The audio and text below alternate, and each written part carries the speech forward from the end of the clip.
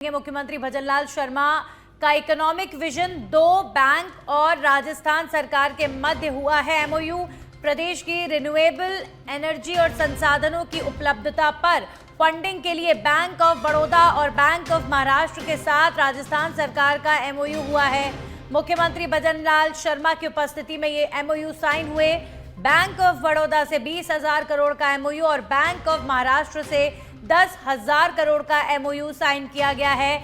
तो कुल मिलाकर जिस तरीके से प्रदेश में इन्वेस्टमेंट्स को लेकर मुख्यमंत्री भजनलाल शर्मा प्राथमिकता दिखाते हुए नजर आ रहे हैं, कोशिश यही है कि प्रदेश के विकास के लिए फाइनेंशियली कोई कमी या कोई दिक्कत ना आए, इसी कोशिश में सरकार जुटी हुई है। और अब खबर बालोतरा से है, जहां पर ग्राम भिमरलाई और बजावास में अवैध खनन जोरों पर है। खनन विभाग की लापरवाही से यहां पर अवैध खनन चल रहा है। हीटेसी जेसीबी मशीनों द्वारा धड़ल्ले से अवैध खनन हो रहा है और खनन माफियाओं ने 50 फीट से भी ज्यादा गहरे गड्ढे यहां पर खोद दिए हैं। गड्ढों में बारिश का पानी भरने से कई हादसे भी हो चुके हैं। खनन माफियाओं द्वारा गोचर भूमि पर भी अवैध खनन किया जा रहा है। तो आखिर खनन माफियाओं के आगे जिला प्रशासन या खनन विभाग क्यों मौन है? जिला मुख्यालय से करीब 20 किलोमीटर की दूरी पर धड़ल्ले से अवैध खनन चल रहा है।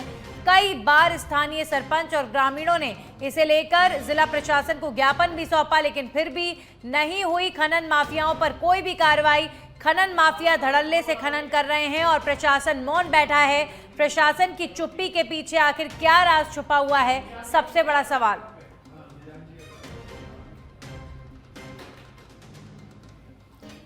वहीं जयपुर में विवादित एसआई भर्ती 2021 के मामले में कोर्ट के स्टे का ऑर्डर आया था, जिसके बाद सरकार के आदेश पर राजस्थान हाईकोर्ट ने सख्त नाराजगी जताई है। हाईकोर्ट ने सुनवाई के दौरान एसआई के पक्षकार बनने की अर्जी को लेकर भी फैसला लिया है और इस अर्जी को स्वीकार कर लिया है। इस दौरान हाईकोर्ट ने 18 नवंबर के स्टे आदेश को जारी रखा है और याचिका पर जस्टिस सुनवाई के लिए 9 जनवरी की तारीख तय की गई है। राजस्थान हाईकोर्ट अब 9 जनवरी को एसआई भर्ती मामले को लेकर सुनवाई करेगा। इसमें बहुत सारे लोग पक्षकार वो भी बने हैं जिनकी एसआई की ट्रेनिंग चल रही है।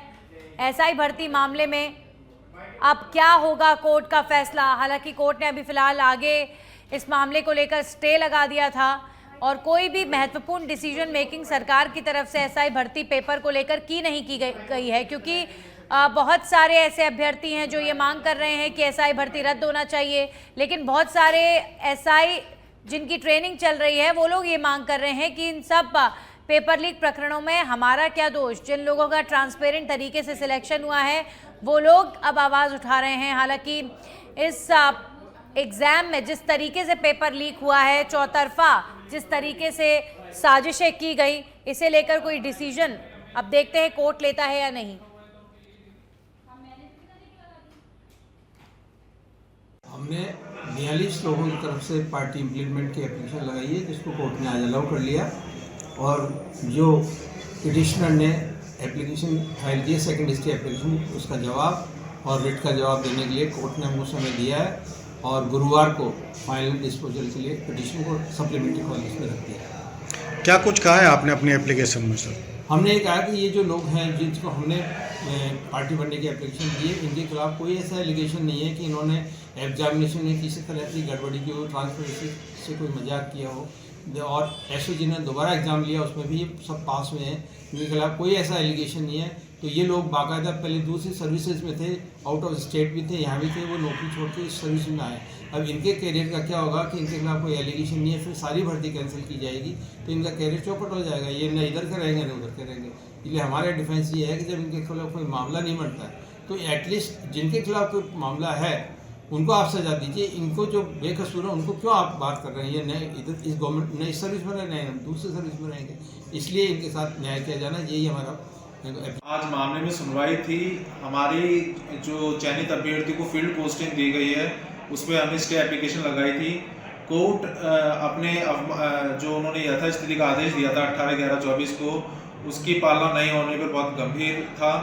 कोर्ट ने मौखिक टिप्पणी करते हुए कहा कि मेरे आदेश की ये अवमानना है कोर्ट ने यह भी कहा कि मेरे यथास्थिति के आदेश की पालना होनी चाहिए, कुछ भी इधर से उधर नहीं होना चाहिए।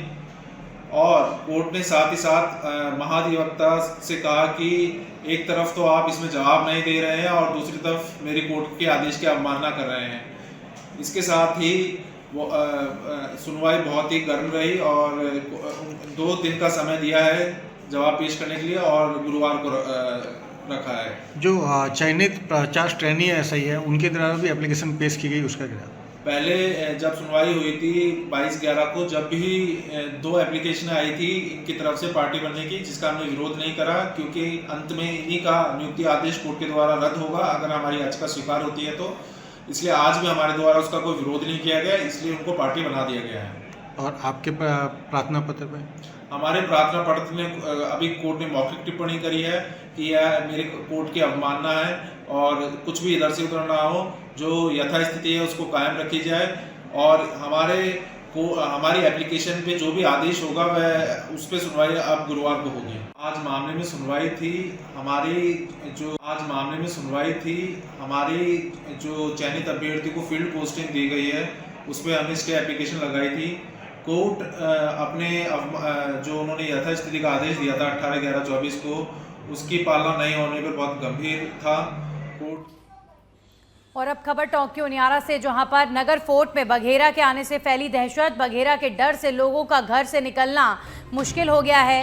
कुछ दिन पहले भी गुराई में दिखाई दिया था बघेरा। वन विभाग और उच्च अधिकारियों को समय रहते अब ध्यान देना होगा क्योंकि बार बार जंगली खूंखार जानवरों की मूवमेंट से लोग कहीं ना कहीं दहशत में हैं और अब एक बघेरे का डर लोगों को यहां पर टोंक के उनियारा में सता रहा है।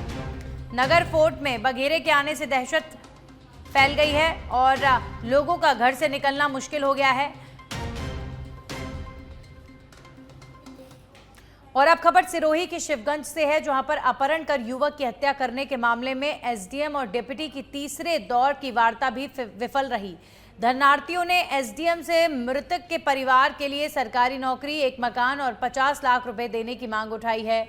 इस दौरान राज्य मंत्री ओटाराम देवासी को लेकर जमकर नारेबाजी की गई। साथ ही राजस्थान सरकार के खिलाफ मुर्दाबाद के नारे भी लगाए गए। आपको बता दें कि इस मौके पर 3 थानों के जाब्ते समेत सिरोही से एमपीबी और एफएसएल की टीम भी मौजूद रही। भी आरोपी है उन सबकी जल्द से जल्द गिरफ्तारी की जाए और स्पेशल ऑफिसर के द्वारा इन्वेस्टिगेशन की जाए, स्पेशल ज्यूरी द्वारा इसकी पोस्टमार्टम की जाए और अपराधियों को कड़ी से कड़ी सजा दिलावे। मेरा भाई मैं विकलांग हूँ, और इसकी अभी फिलहाल में कमाने वाला मैं ही था। कमाने वाला यही बंदा था, इसलिए उचित से उचित मुआवजा, गवर्नमेंट नौकरी और 1 करोड़ रुपए, ये हमारी पहली मांग है। हमारी सिर्फ ये मांग है कि दलित समाज पे जो ये हत्या हुई है आज हमारे बच्चे की, ये वापस से भविष्य में किसी भी हमारे बच्चे पे हो तो उसके लिए सबसे पहले प्रशासन यहाँ पे आके जवाबदारी ले। लोकल एमएलए चाहिए यहाँ पे। भोपा जी सभी समाजों में जाते हैं, दलित समाज से क्यों वो दूरी बना के रखते हैं? यहाँ पे जब तक भोपा जी नहीं आएंगे तब तक कोई कार्रवाई नहीं होगी, न तो पोस्टमार्टम करने दिया जाएगा, न कुछ भी कार्रवाई नहीं होगी। यहाँ पे प्रशासन चाहिए, कलेक्टर चाहिए, एसपी चाहिए और लोकल एमएलए चाहिए। यहाँ पे इन विकलांग आदमी के एक बच्चे को, जो इनके घर में सिर्फ और सिर्फ एक ही कमाने वाला था, उसकी हत्या कर दी गई है यहाँ पे। वहीं चौमू में फिल्म अभिनेता अक्षय कुमार ने गौ सेवा की और अभिनेता अक्षय कुमार सुबह सुबह उठकर गौशाला पहुंचे, जहां पर उन्होंने गौशाला में गायों को हरा चारा खिलाया। इस दौरान मुंबई से आए कलाकार भी उनके साथ रहे। अक्षय कुमार एक फिल्म की शूटिंग के सिलसिले में चौमू आए हैं और अभी होटल चौमू पैलेस में ठहरे हुए हैं। और इसी बीच अक्षय कुमार गौशाला पहुंचे। गौशाला में उन्होंने गौ सेवा भी की। एक फिल्म की शूटिंग के लिए फिल्म अभिनेता अक्षय कुमार इस वक्त चौमू में हैं और इस दौरान गौ सेवा करते नजर आए।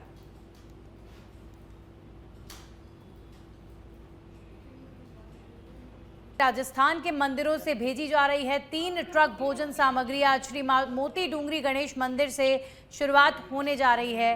प्रदेश के 3 मंदिरों से भोजन सामग्री भेजी जा रही है।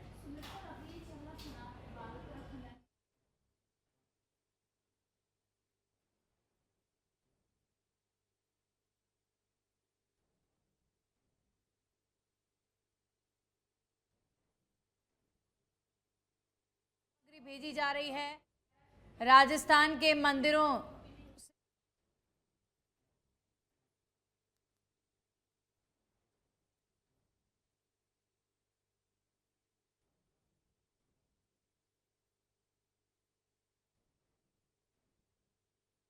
दिखा रहे हैं।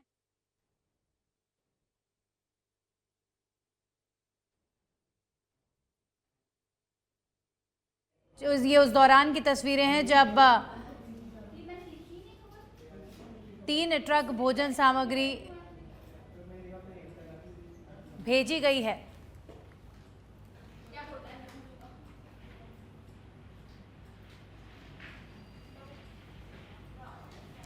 वहीं जेडीए में दलालों की एंट्री बंद करने के लिए अब पास सिस्टम लागू है। भ्रष्टाचार पर अंकुश लगाने के लिए जेडीए का नवाचार। जेडीए में दलाल चला रहे थे जमीनों की फाइलों में रिश्वतखोरी का नेटवर्क। मुख्य भवन, विस्तार भवन, कोर्ट बिल्डिंग, नागरिक सेवा केंद्र, पार्किंग भवन के द्वितीय और तृतीय तल में जाने के लिए बनाने पड़ेंगे पास। जेडीए के भवनों में जाने के लिए ये अलग अलग रंग के पास बनाने होंगे। दोपहर 12 बजे से 3 बजे तक बनेंगे जन सुनवाई केंद्र में पास। इसके बाद 3 बजे से शाम 5 बजे तक ही मिल सकेंगे आमजन। तो जेडीए में अधिकारियों से पिछले दिनों एसीपी ने जेडीए में भ्रष्टाचार के एक पूरे रैकेट का खुलासा किया था और अब भ्रष्टाचार पर अंकुश लगाने और दलालों पर नकेल कसने के लिए जेडीए के अधिकारियों ने ये कदम उठाया है। तो जेडीए में दलालों की एंट्री बंद करने के लिए अब पास सिस्टम लागू किया जा रहा है। भ्रष्टाचार पर अंकुश लगाने के लिए जेडीए का ये नवाचार है और बेहद जरूरी भी है। जेडीए में दलाल चला रहे थे जमीनों की फाइलों में रिश्वतखोरी का नेटवर्क। मुख्य भवन से लेकर विस्तार भवन, कोर्ट की बिल्डिंग, नागरिक सेवा केंद्र, पार्किंग भवन के द्वितीय और तृतीय तल में अब जाने के लिए पास लेने पड़ेंगे। जेडीए के भवनों में जाने के लिए अब अलग अलग रंग के पास बनेंगे और इतनी आसानी से जेडीए के ऑफिसेज में एंट्री नहीं होगी। अब जेडीए में दलाल जो आसानी से फाइलों को पास कराते हैं और रिश्वतखोरी करते हैं, इस पर अब अंकुश लगाने की पूरी तैयारी है। हमारे सहयोगी ओम प्रकाश जुड़ चुके हैं इस खबर पर, सीधा उनका रुख करेंगे। ओम प्रकाश, जेडीए में एक बहुत बड़ा खुलासा हुआ था भ्रष्टाचार का और इसमें बहुत बड़ी भूमिका जेडीए में काम करने वाले कर्मचारी और दलालों की मिलीभगत की रही। अब ऐसे में आगे ऐसे प्रकरण ना आए सामने, इसके लिए बड़ा कदम उठाने जा रहा है जेडीए प्रशासन। जी बिल्कुल, देखिए जो जयपुर विकास प्राधिकरण है उसमें पिछले दिनों एक एसीपी ने बड़ी कार्रवाई की थी। करीब 7 जनों को घूस लेने के आरोप में गिरफ्तार किया था, क्योंकि जेडीए में अक्सर देखने को आया है कि जो वहाँ जो फाइल सिस्टम है वो दलाल चला रहे हैं। दलालों के इशारों पे ही जेडीए में पूरे काम हो रहे थे। तो इसकी उच्च अधिकारियों तक भी शिकायतें लगातार पहुंच रही थी और इस सरकार के बनने के बाद में सरकार तक भी जो जमीन के बदले जमीन के मामले थे उनमें दलालों की बड़ी भूमिका सामने आई थी। तो अब भ्रष्टाचार पर अंकुश लगाने के लिए और दलालों पर बैन करने के लिए जेडीए के अधिकारियों ने नवाचार किया है। इसके तहत अब जो भी लोग वहां पर आएंगे उनका सीसीटीवी कैमरे से प्रतिदिन निगरानी की जाएगी कि जो व्यक्ति बार बार आ रहा है उसको चिन्हित करके उसके पता किया जाएगी कि ये बार बार क्यों आ रहा है और किन किन अधिकारियों से मिल रहा है। अगर उसकी कोई संलिप्तता पाई गई किसी फाइल में तो संबंधित अधिकारी और उसके खिलाफ कार्रवाई की जाएगी। तो अब जो जेडीए के भवन है, मुख्य भवन, विस्तार भवन, कोर्ट बिल्डिंग, नागरिक सेवा केंद्र और पार्किंग भवन के जो 2nd फ्लोर 3rd फ्लोर है, तो वहां पर केवल अब पास से ही आमजन की एंट्री हो पाएगी। जो भी आएगा जेडीए में उसको पास बनवाना पड़ेगा। जो जयपुर विकास प्राधिकरण का जन सुनवाई केंद्र वहां पर तो 12 से दोपहर। शुक्रिया ओम प्रकाश तमाम जानकारियों के लिए। तो भ्रष्टाचार पर अंकुश लगता है या आगे क्या होता है देखने वाली बात होगी, लेकिन ये प्रभावी कदम अब जेडीए में उठाए जा रहे हैं।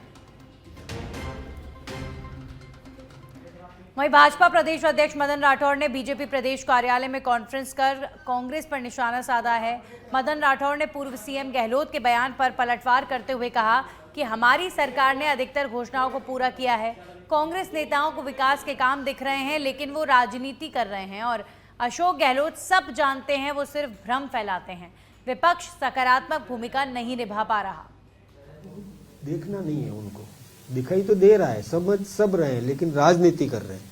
दिखाई तो देता ही देता है, सब देख रहे हैं, अखबार वो भी पढ़ते हैं, चैनल्स वो भी देखते हैं, काम हो रहा है वो भी सब समझ रहे हैं, लेकिन केवल उनको कुछ बोलना है, कुछ करना है, इसलिए बोलते हैं, बाकी कुछ नहीं है। काम हो रहा है और वो वरिष्ठ नेता हैं, उनको ऐसा नहीं करना चाहिए। गंभीर हैं, मुख्यमंत्री रहे 3 बार, उन सबको पता है, सब कुछ जानते हैं, लेकिन केवल एक भ्रम पैदा करने का, और वो भ्रम पैदा करते रहे, शुरू से ही भ्रम पैदा करते रहे। पहले संविधान को लेकर भ्रम पैदा करते थे, कभी ईवीएम को लेकर के भ्रम पैदा करने की कोशिश की। वो तो हमेशा यही करते, काम है नहीं उनके पास। और काम विपक्ष को जो सकारात्मक भूमिका निभाना चाहिए वो निभा नहीं रहे, कर ही नहीं पा रहे। बांसवाड़ा में तो वो पिटे, ऐसे पिटे हैं कांग्रेसी जो आंदोलन कर रहे हैं, बांसवाड़ा में तो उनकी जमानत भी नहीं बचा पाए, इतने पिट गए वो। अभी भी चुनाव हुआ डूंगरपुर में, 84 में, कहाँ है वो? कहीं उनका धरातल ही नहीं है। तो वो अपना धरातल खोज रहे हैं, करे ना, कोई दिक्कत की बात नहीं है, उनको अपना प्रयास करना है, करे। वहीं बीजेपी के प्रदेश अध्यक्ष मदन राठौड़ ने बीजेपी प्रदेश कार्यालय में कॉन्फ्रेंस कर कहा कि बीजेपी संगठन में कोई टकराव नहीं है, हमारी पार्टी में सब सर्वसहमति से होता है। कोई ना कोई अप्रिय खबर अगर कई बार आती भी है तो सभी जिलों में सहमति से चुनाव हो रहे हैं। और भी क्या कुछ कहा, आइए आपको सुनवाते हैं। के लिए आपको मैं बन जाऊंगा, ऐसा कुछ भी नहीं है। ये सब देखिए, ये काल्पनिक सवाल है, ये अभी इसके बारे में मैं कुछ भी नहीं कह सकता। हमारे यहाँ प्रक्रिया होती है जो नियमानुसार होगा, सब काम नियमानुसार होता है, नीचे से आता है। ये अभी कोई नहीं कह सकता है कि कौन बनेगा। चुनाव प्रक्रिया है तो प्रक्रिया के अंतर्गत कोई भी आ सकता है। अभी ये मेरे से मजाक कर रहे थे कि वैसे आ रहा है क्या, तो वैसे आ सकता है, कोई भी आ सकता है इसमें। और मैं इस गलतफहमी में नहीं हूँ, कोई भी आ सकता है। देखिए, कहीं नहीं है, कोई टकराव नहीं है। हमारे यहाँ सब आपसी सहमति से होता है और इसमें मेरा काम तो है नहीं, न मैं इस विषय पे हूँ, क्यों मैं खुद अभी एक प्रकार से कार्यकारी हूँ। तो जो चुनाव जिनको करवाना है वो चुनाव करवा रहे हैं, ये तो वो ही जानते हैं। और वैसे हमारे यहाँ कहीं भी कोई अप्रिय कहीं से खबर नहीं है, सब व्यवस्थित रूप से हो रहा है और आपसी सहमति से हो रहा है। और जहाँ कहीं भी नहीं बनेगी सहमति तो वहाँ हो जाएगा, प्रक्रिया भी अपना ली जाएगी, उसमें कहाँ दिक्कत है। आप देखिए, हमारे यहाँ पर 1 वे ट्रैफिक है, यहाँ कोई आ सकता है, यहाँ से जाने का रास्ता बंद है, ठीक है ना। यहाँ आएगा, हमारे संस्कारों में घुलेगा, मिलेगा, साथ में बैठ करके काम करेगा, रीति नीति समझेगा, हमारी पंच निष्ठाएं समझेगा, हमारे जो यहाँ मानदंड है उनको अपनाएगा,